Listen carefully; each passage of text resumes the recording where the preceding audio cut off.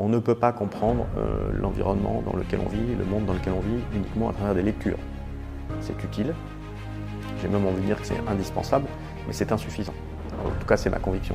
Et donc il faut aller au contact des populations, des sociétés, pour comprendre ce qui les tiraille et ce qui peut conduire dans certains cas aussi à des frictions, voire des frictions qui dégagent beaucoup de joules. Donc non, c'est tout à fait structurant dans la formation des officiers marins. Bienvenue dans Défense Zone, le podcast qui traite des questions de défense et de sécurité.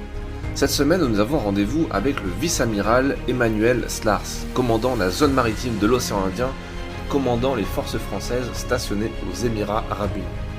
Nous avons eu l'occasion de nous rendre à Abu Dhabi pour enregistrer plusieurs épisodes que vous retrouverez dans notre espace premium sur défense-zone.com. D'ailleurs, n'oubliez pas de vous abonner au podcast ainsi qu'à notre magazine papier pour soutenir notre travail. Nous vous souhaitons une bonne écoute. Bonjour Amiral, est-ce que vous pouvez vous présenter ? Bonjour monsieur, donc je suis le vice-amiral Emmanuel Slars. Aujourd'hui, j'exerce les responsabilités d'un Indien et de commandant des forces stationnées aux Émirats Arabes Unis. Ce qui veut dire que je commande le dispositif français dans la région de l'océan Indien étendu au pays de la péninsule arabique. Donc pour la partie océan Indien, ça comprend une zone qui s'étend de Suez jusqu'au détroit de Malacca, donc d'ouest en est, et du nord du golfe arabo-persique jusqu'à l'Antarctique au sud, à l'exception de la zone maritime qui est proche de la Réunion et qui comprend des îles françaises du sud-ouest de l'océan Indien. Je suis en charge des relations militaires opérationnelles dans 14 pays, qui vont de la Jordanie jusqu'au Bangladesh. D'accord. C'est quoi votre parcours ? Donc, comme mon grade l'indique, je suis un officier de marine. J'ai commencé ma carrière dans la marine en 1993 en effectuant mon service national après ma formation d'ingénieur. Donc j'ai été officier de réserve, chef de quart, et j'étais embarqué sur un aviso dont l'une des missions principales était de faire respecter l'embargo contre les mouvements d'armes à destination de l'ex-Yougoslavie. J'ai ensuite eu un parcours un peu plus classique, si je puis dire, donc à bord du porte-hélicoptère Jeanne d'Arc, pour faire ce que l'on appelle la campagne d'application des officiers de marine. Et j'ai ensuite servi sur des bâtiments de combat, essentiellement des frégates, des avisos, des sous-marins nucléaires d'attaque. J'ai passé donc 18 ans à servir à la mer, ce qui représente à peu près en nombre de jours de mer 8 ans. 8 ans passés en mer. Assez souvent, majoritairement en Méditerranée et en océan Indien, ce qui donne du sens aujourd'hui à la responsabilité que j'exerce depuis Abu Dhabi. Un peu moins en Atlantique, et puis de façon très marginale dans le Pacifique pour ma part. J'ai pu exercer 3 commandements de bâtiments de combat. Un bâtiment école, lorsque j'étais assez jeune, qui est une responsabilité assez exaltante d'apprendre à de jeunes officiers et de jeunes officiers mariniers à naviguer, à s'aguerrir, à devenir effectivement des combattants de la mer, et aussi à naviguer le plus souvent au plus près des rochers, dans les courants compliqués de la Bretagne. J'ai commandé également un aviso, qui est un bâtiment de 1500 tonnes avec un équipage d'une centaine de marins. Donc j'avais un tout petit peu plus de 30 ans à ce moment-là, avec notamment la conduite d'opérations en océan Indien, la récupération d'un équipage qui qui avait été pris en otage par des pirates somaliens. Et puis mon dernier commandement, c'était la frégate de défense aérienne Chevalier-Paul, dont le métier principal et fondamentalement la raison pour laquelle ces bateaux ont été conçus est d'assurer la protection du porte-avions nucléaire Charles de Gaulle. Ce que j'ai fait au cours des 2 années de mon commandement, puisque j'ai veillé sur le Charles de Gaulle à la mer pendant quasiment 250 jours, notamment au moment où le groupe aéronaval, qui est conçu et construit autour du Charles de Gaulle, a été déployé pour frapper des positions de Daesh sur la période entre 2014 et 2016.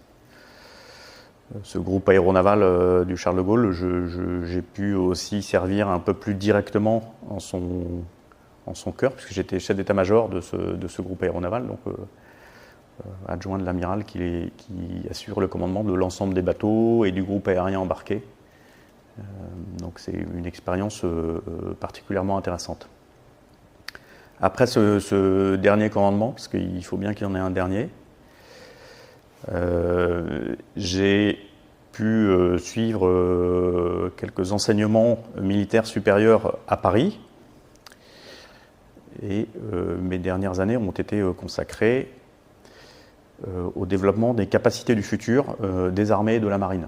Donc ce sont des responsabilités que j'ai exercées à la fois à l'état-major des armées et puis à l'état-major de la marine, avant, en 2021, de m'occuper de la planification et de la conduite de l'exercice de haute intensité de la marine qui s'appelle Polaris, qui impliquait une trentaine de bâtiments, 7000 militaires et plus de 60 aéronefs, avec un très très haut niveau de réalisme qui a ouvert la gamme, d'une façon générale, des entraînements de haute intensité avec très grande liberté tactique. C'était évidemment particulièrement intéressant. Et après, je suis allé exercer, pendant la présidence française du Conseil de l'Union européenne, la fonction de commandant adjoint de l'opération de l'Union européenne Atalanta, qui vise à lutter contre la piraterie et à contribuer à la sûreté maritime dans l'ouest de l'océan Indien. Donc je suis allé exercer cette responsabilité à Rota, en Espagne, avant, à l'été 2022, donc d'être désigné pour cette responsabilité d'un Indien et de commandant des forces françaises stationnées aux Émirats arabes unis. Responsabilité donc, que j'exerce depuis un petit peu plus d'1 an maintenant.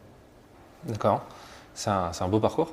En quoi, ici, on est à Abu Dhabi, vous l'avez dit, en quoi l'océan Indien est une zone stratégique pour l'armée française et l'État français? Donc vous abordez l'angle avec un aspect aéromaritime. Donc le nord-ouest de l'océan Indien, c'est le connecteur d'échanges commerciaux entre l'Asie et l'Europe.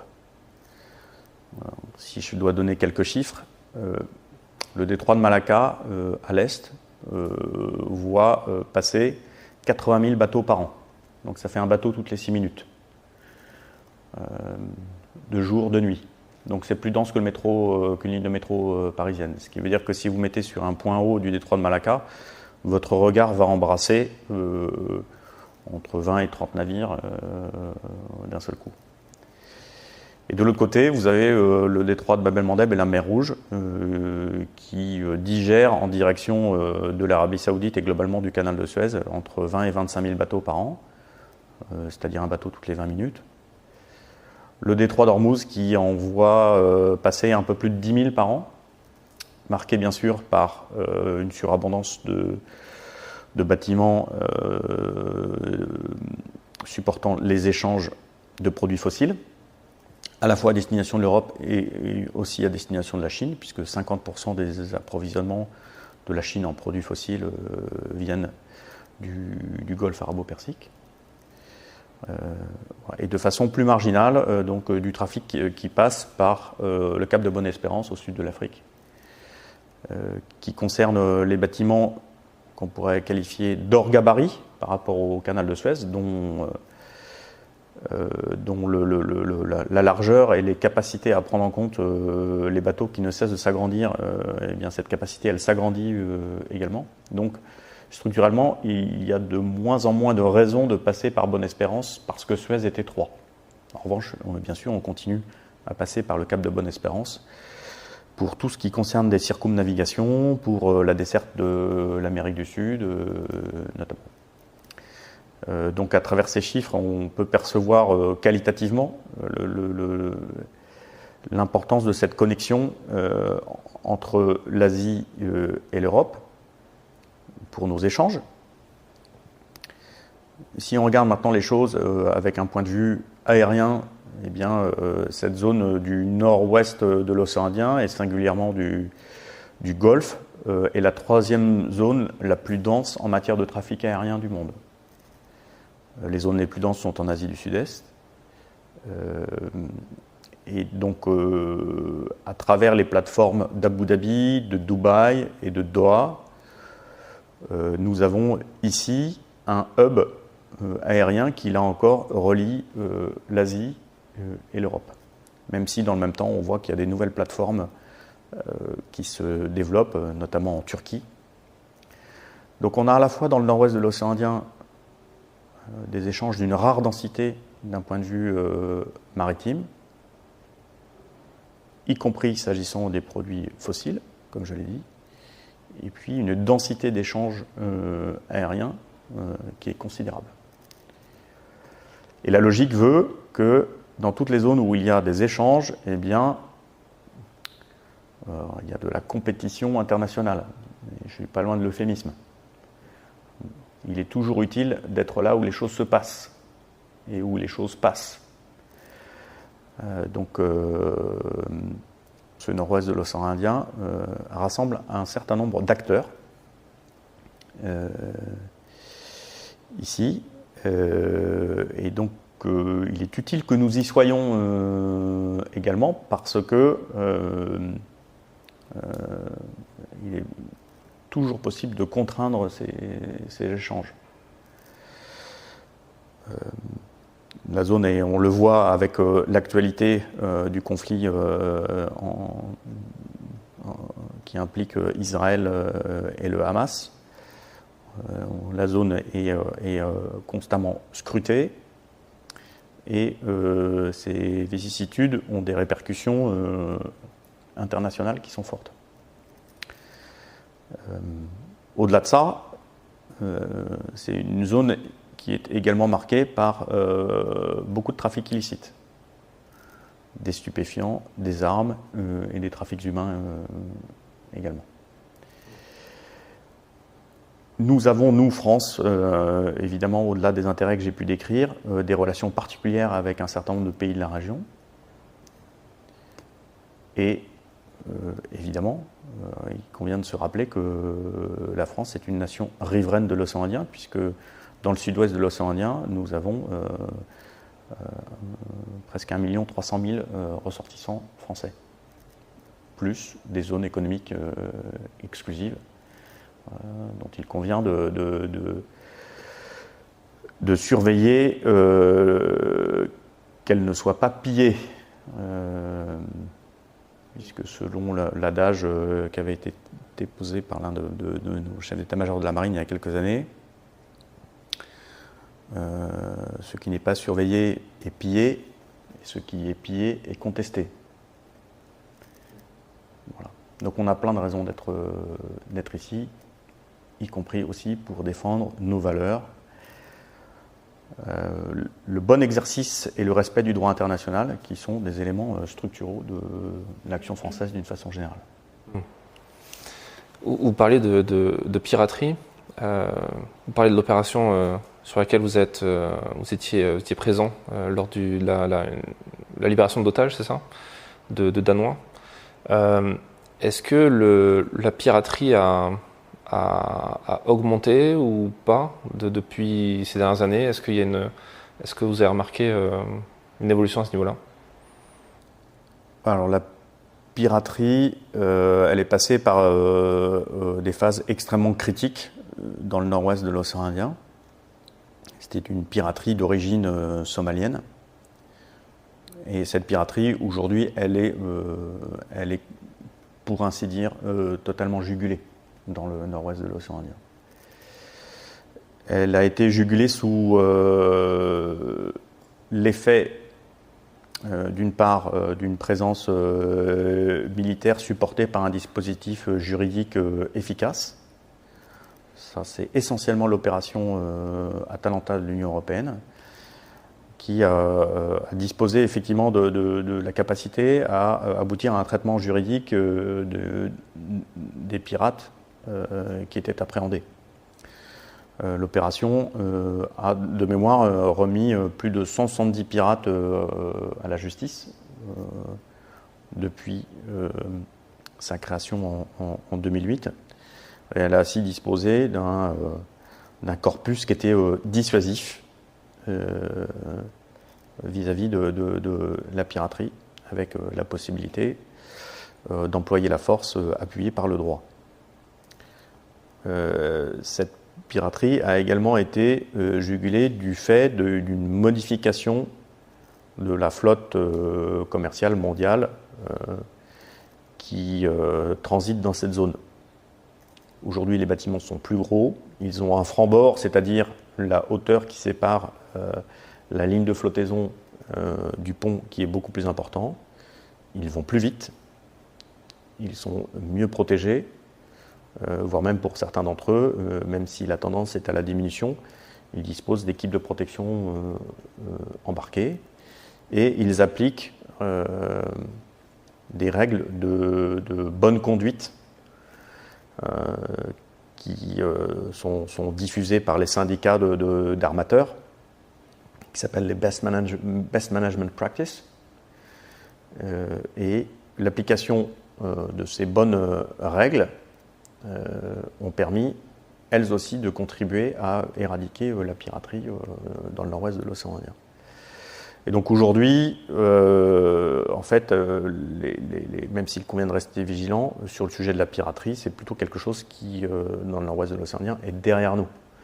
Il reste régulièrement quelques frictions entre pêcheurs somaliens dans les eaux somaliennes, dans les eaux territoriales somaliennes ou à proximité immédiate, et quelques exactions de soi-disant garde-côtes le long des côtes yéménites.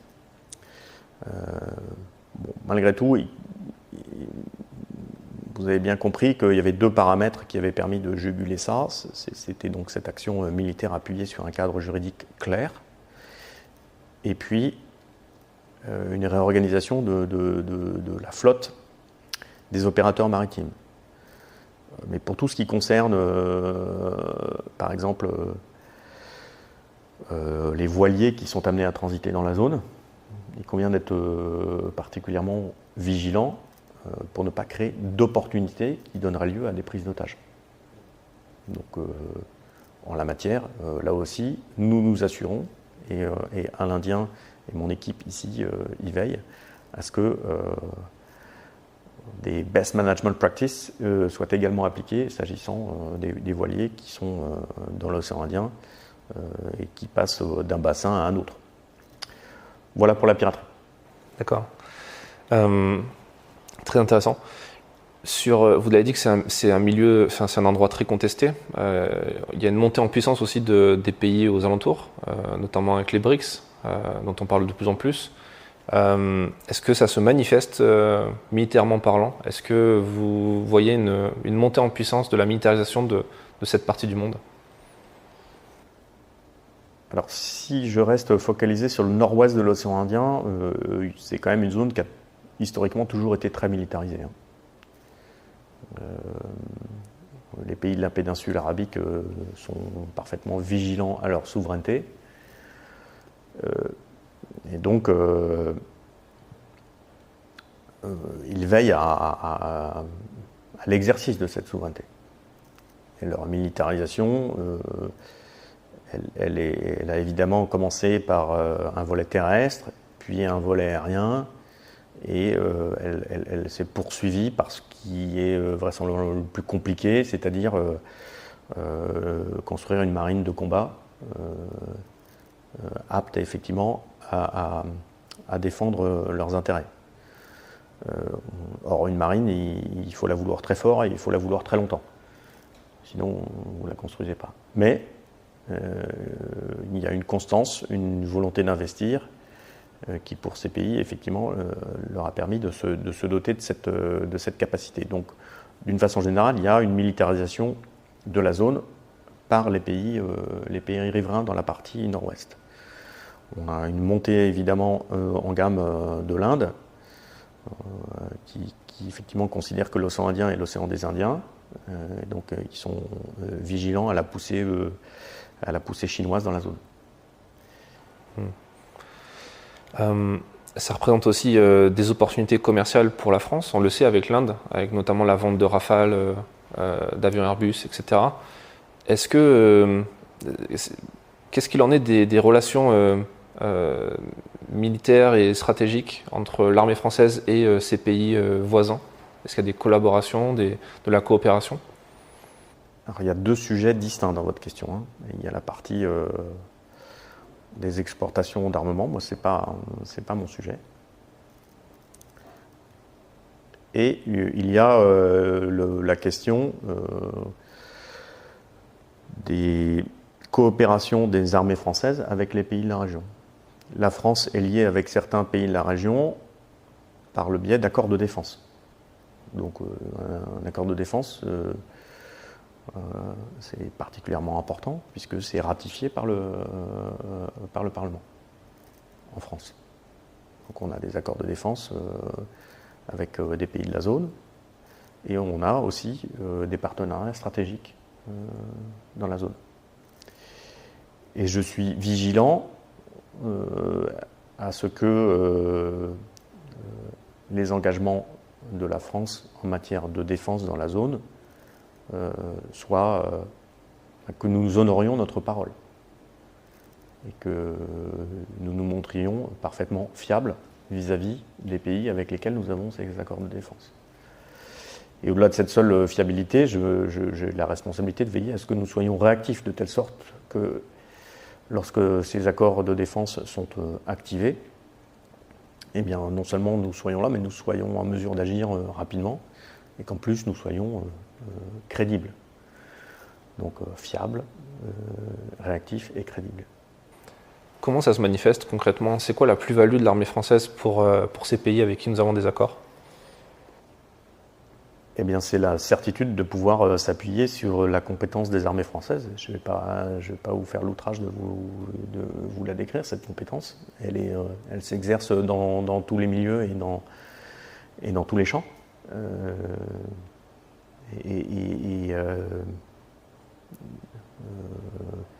On a des accords de défense qui ont été signés il y a plusieurs décennies, certains après la guerre du Golfe, d'autres un peu plus récemment. Et qui effectivement garantissent notre engagement auprès de certains de nos partenaires.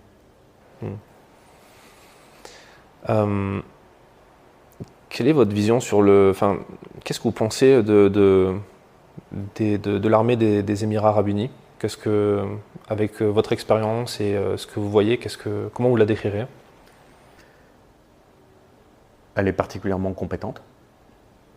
Elle est animée d'une vision et d'une aptitude effectivement à prendre en compte la défense de ses intérêts dans la zone. Elle est en mesure d'opérer dans les principaux milieux et les principaux champs. Il est particulièrement intéressant pour nous de coopérer avec les armées, directions et services des Émirats. Dans ces accords, il y a des missions de formation, de mentoring, ce genre de choses? Alors, les accords de défense portent vraiment sur la protection en cas de menace. Et donc, au-delà de cela, il y a ce que l'on appelle des coopérations opérationnelles qui existent avec la très grande majorité des pays de la zone de responsabilité permanente et qui nous permettent effectivement de travailler ensemble à nous aguerrir, fondamentalement pour progresser en matière d'interopérabilité et également aussi pour assurer des transferts de compétences. C'est vrai aux Émirats, c'est vrai dans d'autres pays de la péninsule ou de la zone de responsabilité permanente. C'est vrai également avec nos amis indiens. Vous avez évoqué votre passage par le porte-hélicoptère Jeanne d'Arc, donc la mission d'application en mer. Qu'est-ce que vous gardez comme souvenir de cette mission? Plein.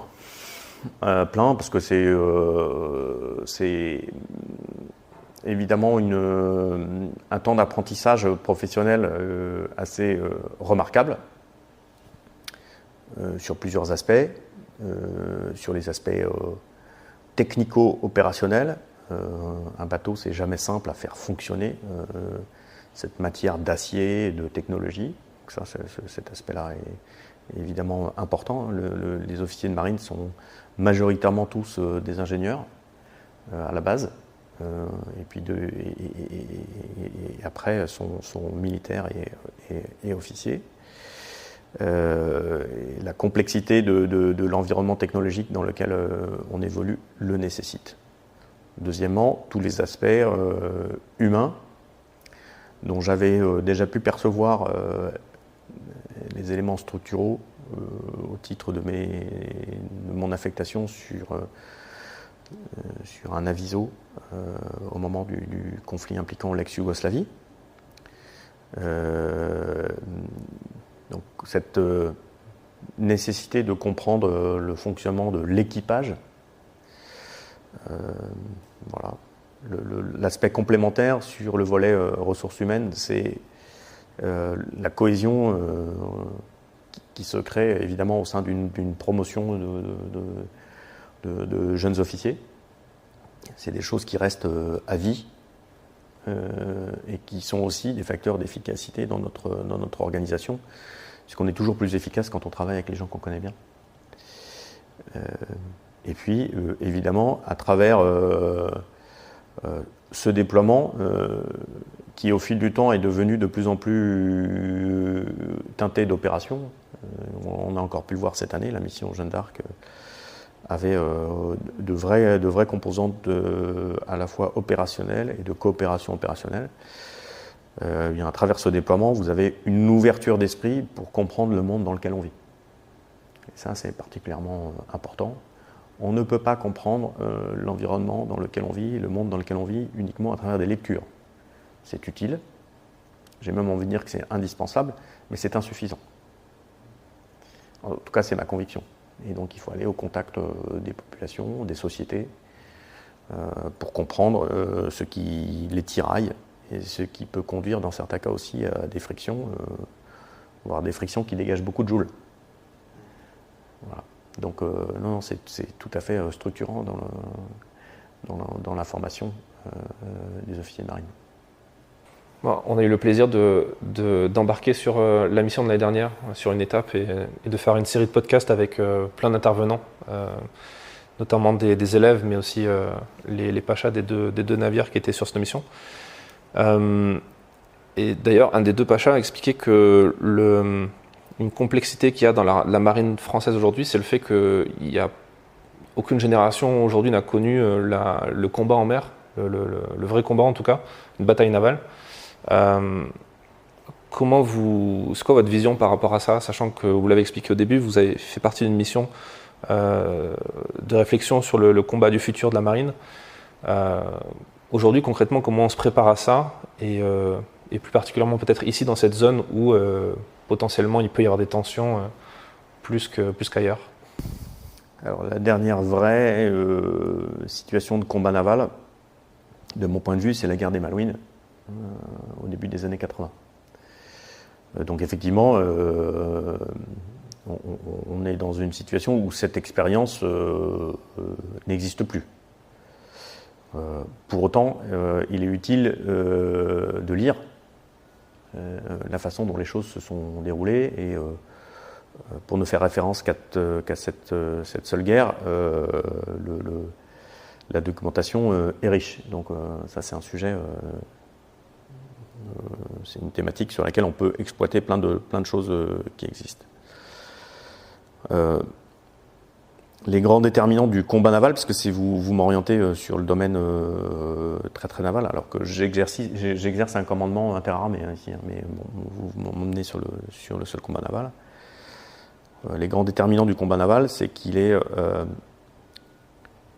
subi, très violent, court et assez déterminant, voire déterminant. Donc ce sont justement autour de ces éléments clés que on poursuit et on adapte l'entraînement de la flotte d'une façon permanente. Et c'est à travers ces éléments-là que l'on a travaillé autour du montage du premier Polaris que l'on a fait à la fin 2021 et qui se décline aujourd'hui dans des versions qui continuent à s'améliorer. Dans le même temps, la militarisation des mers, elle va croissant, hein, que ce soit autour du bassin méditerranéen, que ce soit ici en océan Indien ou en Asie du Sud-Est. Et donc, à partir du moment où cette militarisation s'accroît, l'occurrence de la conduite d'une mauvaise appréciation, d'une mauvaise action, ce que les anglo-saxons traduisent par miscalculation, cette occurrence peut monter. Donc ce sont des choses qu'il faut intégrer et auxquelles il faut être préparé. D'accord. On va attendre que l'hélicoptère passe. D'ailleurs, c'est une bonne transition. Parlons un petit peu d'interarmée et de votre mission ici de coordonner les différentes composantes. C'est quoi la complexité là-dedans, à votre niveau ? Je ne les coordonne pas, je les commande. Et donc, je les commande pour qu'elles conduisent effectivement une action coordonnée. Donc, dans le domaine opérationnel, l'un des enjeux ici, c'est d'être capable de disposer d'une appréciation autonome de situation. C'est-à-dire de donner à nos décideurs militaires et politiques une compréhension de ce qu'il se passe. Donc pour ça, j'ai de façon quasiment permanente une manœuvre qui associe l'ensemble des capteurs, pour parler un peu techno, dont je dispose, pour comprendre ce qu'il se passe. Et donc ça comprend des capteurs, la possibilité de recourir à des capteurs stratégiques, donc positionnés dans l'espace, jusqu'à de la captation très tactico-tactique, renforcée d'une compréhension humaine de ce qui se passe. Et donc c'est tout l'intérêt effectivement d'avoir un commandement interarmé que de pouvoir manœuvrer des capteurs et des senseurs dans l'ensemble des milieux avec une vraie complémentarité. Que ce soit des capteurs terrestres, aéromaritimes ou aériens. Et dans la zone, ici, la France s'est toujours attachée effectivement à avoir des forces stationnées permettant d'obtenir un assez bon niveau de compréhension de ce qui se passe. Et dans un référentiel occidental, effectivement, certes, les États-Unis, on peut les regarder comme s'étant désengagés de la zone, en tout cas, ils y reviennent, et pas que dans le cadre strictement conjoncturel de la guerre entre Israël et le Hamas. Ils y reviennent. Et pour notre part, nous sommes bien présents. En dépit de la guerre en Ukraine, de l'investissement qui a été nécessaire à l'est de l'Europe, dans le nord de l'océan Atlantique, en mer Baltique, en Méditerranée, nous n'avons pas d'étaré notre dispositif dans le nord-ouest de l'océan Indien, voire même il se renforce par des capacités drones dans la région. Donc on dispose, tant à travers les capacités qui sont prépositionnées ici qu'à travers la structure de commandement et de compréhension d'un bel outil pour effectivement permettre à nos décideurs militaires et politiques de comprendre et du coup de sans doute mieux décider. J'imagine que pour bien commander toutes ces composantes, il vous a fallu vous former à titre personnel sur les fonctionnements propres à l'armée de terre, à l'armée de l'air, la marine. La marine, vous connaissez bien pour le coup. Votre passage par l'IHEDN et le CHEM vous ont beaucoup aidé pour ça? Cette phase d'études au CHEM et à l'IHEDN, elle vous permet de développer une vision haute des choses. Mais c'est notoirement insuffisant pour effectivement comprendre ce que l'on peut attendre de l'action dans les différents milieux. Je dirais que j'ai eu dans le milieu aérien la chance de servir au sein du groupe aéronaval sur le Charles de Gaulle. Donc une bonne partie de l'action est quand même évidemment tournée dans la mise en œuvre de capacités de chasse embarquée. Omnirole, c'est le qualificatif que l'on attribue au Rafale, plus une composante d'alerte avancée, ce qui permet de donner déjà de bonnes clés de compréhension pour tout ce qui a trait à des sujets comme la défense aérienne, que j'ai aussi abordé depuis, entre guillemets, la surface, dans mes responsabilités de commandant de frégate de défense aérienne, d'opérations de projection de puissance vers la Terre. Voilà. Et puis, pour la partie, effectivement, des opérations strictement terrestres, là, effectivement, je veille à m'aguerrir sur le sujet et à être bien conseillé, même si j'avais pu travailler sur des domaines liés à l'action amphibie, mais qui ne recouvrent qu'un spectre assez limité de l'action terrestre. Mais notre organisation est assez robuste et permet de garantir que dans l'échelon de commandement, qui comprend donc du coup des actions de planification et de conduite, l'ensemble des compétences sont autour de moi. Voilà. On remarque que dès la mission Jeanne d'Arc, il y a cet échange entre les terriens et les marins qui est assez forte, parce qu'il y a un groupement terrestre embarqué sur la mission désormais. Donc, vous avez aussi servi dans un sous-marin nucléaire. Est-ce que vous pouvez nous en parler un petit peu de cette expérience? Et écoutez, oui, j'ai servi sur sous-marin nucléaire d'attaque avant de rejoindre l'exercice de responsabilité sur frégate, singulièrement de frégate anti-sous-marine. Donc c'est une expérience opérationnelle qui est tout à fait exceptionnelle. Je suis très content d'y avoir fait ce passage d'1 an qui m'a permis de faire un peu plus de 3000 heures de plongée en 1 an, ce qui est intéressant. Et du coup, d'avoir cette compréhension de la mise en œuvre de l'outil sous-marin, et en particulier de l'outil sous-marin à propulsion nucléaire.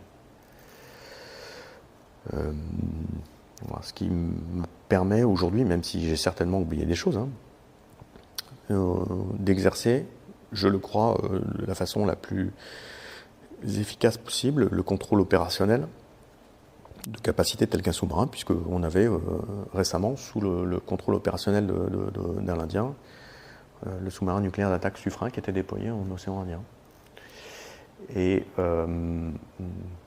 les contraintes de mise en œuvre d'un tel outil, les contraintes qui sont évidemment compensées par l'apport opérationnel qu'il donne aux armées françaises, et il faut les avoir appréhendées de l'intérieur, de mon point de vue, pour être efficace dans la façon dont on emploie cet outil. Donc, je considère que c'est une corde intéressante à mon arc. C'est quoi à titre personnel, c'est quoi le meilleur conseil qu'on vous ait donné? Peut-être dans votre phase d'apprentissage, quand vous étiez encore élève, ou au fur et à mesure de votre carrière? C'est quelque chose que vous retenez? J'aurais envie de dire, je ne sais pas si c'est un conseil qui m'a été donné comme ça, mais j'aurais envie de dire que ce serait de pratiquer ce que j'appelle le doute positif. Voilà. Donc d'être capable de douter, de se remettre en cause, mais d'aborder effectivement les choses avec un point de vue positif. Et puis, de ne pas nécessairement chercher à remettre en cause les compétences de l'autre ou ses décisions. Parce qu'il est quand même assez hautement probable que si vous ne comprenez pas la décision de quelqu'un d'autre, c'est que soit il vous manque des informations, soit il lui manque des informations. Voilà, je ne suis pas sûr de répondre exactement à votre question, mais à brûle pour point, c'est la réponse que j'ai envie de vous faire. Ah, c'est intéressant. Je termine souvent les interviews avec nos invités par cette question sur quel est le conseil qu'on vous a donné ou que vous aimeriez partager peut-être à des jeunes aussi. C'est pas exactement pareil. Vous ne m'avez pas demandé quel est le conseil que je donnerais. Alors, quel est le conseil que vous donneriez ? J'ajouterais que, en fait, d'une façon générale, j'ai le sentiment qu'on peut toujours distribuer les décisions dans un schéma à quatre cases. Il y a les décisions dont vous n'êtes pas partie. Ça ne vous concerne pas, vous n'y participez pas. Il y a les décisions qui sont prises en groupe et qui permettent effectivement du coup de s'approprier ensemble, tous en groupe, une décision dont on va s'assurer de la bonne exécution en groupe. Et enfin la décision du chef, qui est la décision du chef parce qu'il est, somme toute, le seul à avoir l'ensemble de l'information. Donc c'est une décision qu'il va devoir assumer seul. Donc bien sûr, il doit devoir veiller à la bonne exécution, mais il l'assume seul. Et puis il y a aussi, je pense, les décisions qu'il convient que les autres prennent, non pas à votre place, mais qu'ils prennent la décision que vous souhaitiez qu'ils prennent. Mais c'est malgré tout la leur. Et comme c'est la leur, ils vont veiller effectivement à sa bonne exécution. Et ce schéma de 4 typologies de décisions, pour le moment, je n'ai jamais réussi à le mettre en défaut. Donc c'est quand même assez intéressant d'analyser les décisions, quelles soient-elles, quel qu'en soit le milieu, à l'aune de ce découpage qui, de mon point de vue, fonctionne pas mal. Et si on l'appréhende comme tel, je pense que c'est un outil assez intéressant quand on conduit des équipes et quand on commande. Très bien. Merci pour ce conseil et puis merci pour cet échange très intéressant. Je vous en prie, merci pour vos questions et bravo pour votre travail. Merci beaucoup. Merci d'avoir écouté cet épisode jusqu'à la fin. S'il vous a plu et que vous voulez soutenir notre travail, abonnez-vous à notre magazine en vous rendant sur le site défense-zone.com. Vous pourrez également retrouver les autres épisodes exceptionnels enregistrés à Abu Dhabi dans votre espace premium sur défense-zone.com. À très vite pour un prochain épisode du podcast.